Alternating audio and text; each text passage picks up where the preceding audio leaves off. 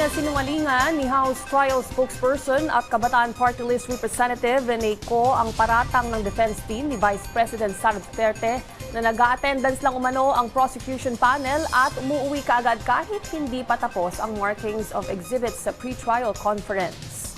Ayon kay Ko, wala itong katotohanan dahil buo ang pakikisa sa paglilitis ng public at private prosecutors.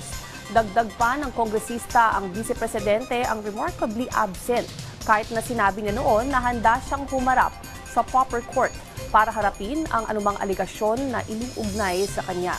Matatandaang nauna nang itinanggi ni prosecution member Representative Terry Ridon ang pasaring ng kabilang kampo sa kanila. Samantala, sinabi ni Ko na naghihintay ang prosecution panel at ang taong bayan na ipakita ni VP Duterte ang kanyang handaang humarap sa patong-patong na reklamo laban sa kanya.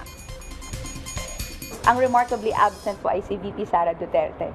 No, we've mentioned this before, but she said that she is ready and willing to appear at the proper court to face these charges. Up until now, we're waiting. So, sa atin, no, ahead of the July 6 trial, sana po maipakita ni VP Sara Duterte yung kanyang readiness and willingness na harapin yung mga charges na ito.